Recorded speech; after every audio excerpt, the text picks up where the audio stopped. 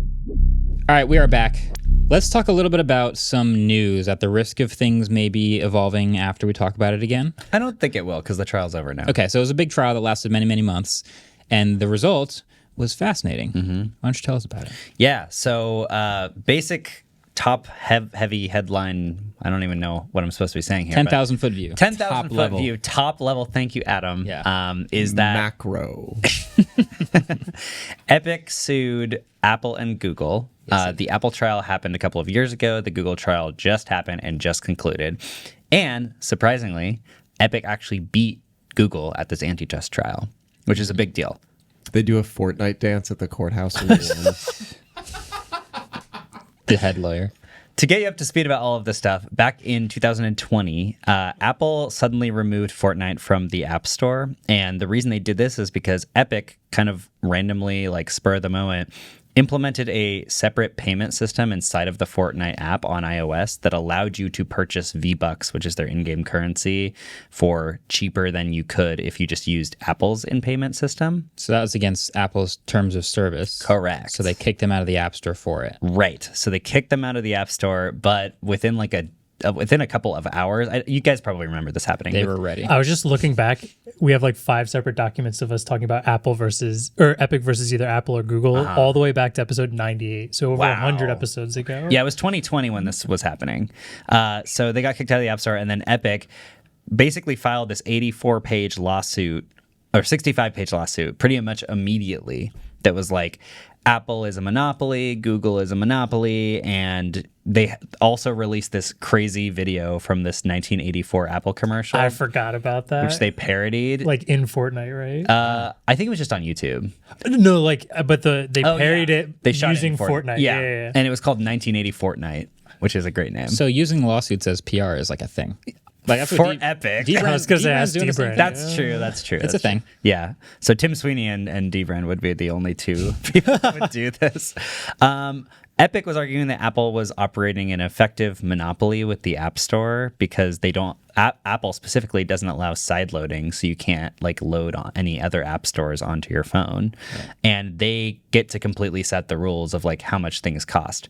And for people that don't know, anytime that you buy anything or you do any sort of payment inside of any app that you downloaded from the App Store, which is the only way to get apps on your phone, Apple takes 30% of the revenue, which is a lot. That's why we talk about Apple tax all the time. Right. Yeah, that's what we're talking about. Exactly. And when the App Store first got launched, this was actually kind of seen as a deal because Steve Jobs, when he introduced the App Store, was like, well, normally developers get less than 50% because they have to like package things in physical retail boxes and handle shipping and distribution and all this stuff. Yeah. And so 30% is actually a steal.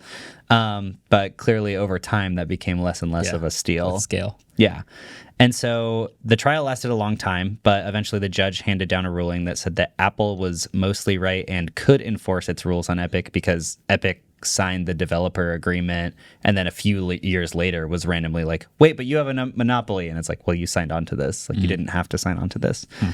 But they did find Apple in violation of California's unfair competition law, which ordered Apple to allow developers to put buttons, external links, and other calls to action to allow consumers to purchase things inside of the app. But then Apple appealed it, and it's probably just going to be in appeals court for like the next forever. Nice. I think that's has happened. An interesting point too, and why I think the landscape has changed to where the 30% feels Like a tougher lot. because like the way we've also sold games is so much different. Previously, if you had a package, it was a game for $50, and if you were to buy it online and got a 30% split, it was once. But you make so much more money on games now when they're free to play with microtransactions. Right. So like now it's not just you get someone to pay $50 and that's your last thing you ever get from that person. People dump money. I am a Valorant player. I've played League of Legends. You play Dota, I'm sure. Yeah. It is very easy to spend $10 I probably every couple spend weeks. $70 a year on Dota, Yeah, which is not a lot, but I mean, I very guess it's kind of a easy. lot. it's super Every easy to 2K do game. it. Yeah. The thing is I don't even mind it because it's like if I'm playing a game for that long that it stacks up to me Right. tossing $20 at it like here Every and there, year, it's not a big I think deal. it's worth it. But then when Apple is getting 30% of that every single time, Right. that chunk is gigantic. Yeah. So Epic lost the Apple case. They had to pay Apple a couple $1 million, which sucked. And then Apple lost that part of the case, but then because they appealed it, nothing actually happened. So nothing happened. Great. But then they also sued Google because basically the same thing happened. They also take 30%. But that was a different kind of trial because the first trial was just before a judge. This trial was with a jury. So it was like public opinion versus one person. A big reason this trial was a little bit different too was that they found that Google was giving special deals to certain giant app developers to make them pay way less. And they were offering companies like Spotify and Netflix like, oh, you only have to pay 15%. Or like they went to some people and were like, you don't even have to pay at all, just like beyond the Google Play Store. But they were only doing that bespoke to a number of different app manufacturers. Great. Yeah. Great. And the big thing that really swung the jury on that one was that they found out that like Google had like they had these operations that they called them where they were like getting together a team of people at Google to try to sway these app developers into joining the App Store with a lower fee and that kind of stuff. So it was like a concerted effort to have this unfair ruling. And then also they auto-deleted all of the messages they sent about these projects. They didn't know they were guilty, but they accidentally deleted all the evidence of them doing it. Yeah. Got it. I was originally, when you start this off with Apple won and then Google loses, it's like, what's different? But that does seem quite a bit different, especially the like special privileges to different ones. It basically makes it, which kind of is like what the market is like though, is like, but then you have to like play this game of like, you want me, give me special privilege versus like, I would like to be on the Google store and I'm just going to get a worse deal than everyone, which seems, I don't know. It's a reflection dumb business decisions and just annoying for the consumer. Yeah. The competitive landscape kind of, I don't want to say forced Google into that, but if you're Apple, you can sit there and say, look, we've got the biggest app store. You want to be on the app store? 30%. What are you going to do? If you are Google, you're like, oh, we would love to compete with Apple, but some of these developers are just making their stuff on the iPhone and not on Android. Come on, please make one on the Android stuff. We'll do 15%. We'll do 5%. And then maybe they start to get more of those deals. So they're trying to do that to be competitive. Yeah. But now it's a totally different landscape. And that's why it's coming back to bite them. It's crazy to me that they specifically went after the big app developers to give them a lower rate because, like, wouldn't Netflix and Spotify need to be on Android if they want to have any kind of market share in the world? Like, I also wonder that's if weird. So the way Netflix and Spotify work, the amount of money you're buying and putting it or like paying inside the app is so much different. But you're much more likely to have a Netflix account if you can watch it on your phone. Yes. Or Spotify account. If you can't use Spotify on your phone. But when you sign up for Netflix or Spotify, do you sign up on a computer or on your phone? Therefore, do you get the give it up anyways, and then it just auto renews? So like the amount of money they're losing on that is probably so small. So they give that opportunity because they know they're not losing much. Where if you are Epic and there are kids that play Fortnite on their phone, the money. They're buying skins through that because that's where they buy it all the time. And that is a lot of money to lose. Yeah. It's a weird thing, but you shouldn't be going individually to other companies and then deleting your emails about it and then not giving that deal to other people. Yeah. So Google losing this case was actually like a pretty major deal because there hasn't really been a successful antitrust trial since like the 1990s with Microsoft. The judge did not rule yet exactly what Google is going to have to do because they lost, but they lost on all counts. So they're probably going to have to reduce the percentage that they get paid, which is going to be really dumb if Apple doesn't have to, but Google does. But that just might be how it is. And then they already allow sideloading of different app stores because, you know, there's like the Samsung app store and like all these different things. But they pop up messages when you sideload things that say, this is potentially really unsafe, which I think is fair because, you know, they can't control what you're sideloading. And if you sideload something dangerous, but apparently that was seen as unfair. So I don't know. They lost it. And the judge is going to apparently decide in January or February what they're going to have to do for losing it. Pay a lot of money.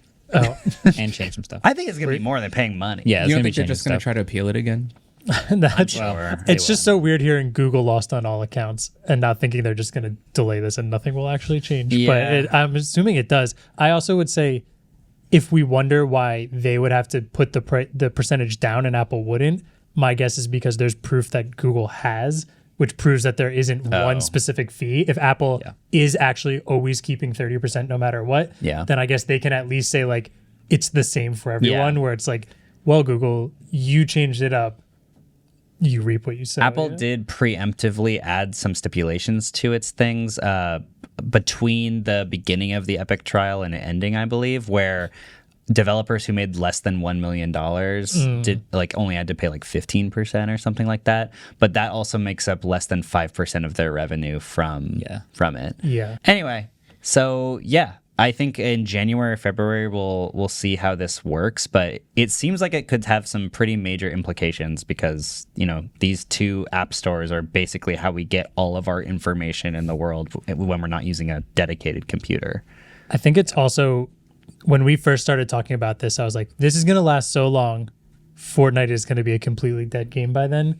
But man, Epic has done a great job at keeping that game super, super relevant and popular. It's probably going through one of the biggest Changes like spikes ever right now. And people are playing it. It's the most I've ever seen people playing Fortnite again since it like first popped off. Wow. So they're doing something right over there. They're finally turning it into their metaverse that they wanted it to be when metaverse was a popular term.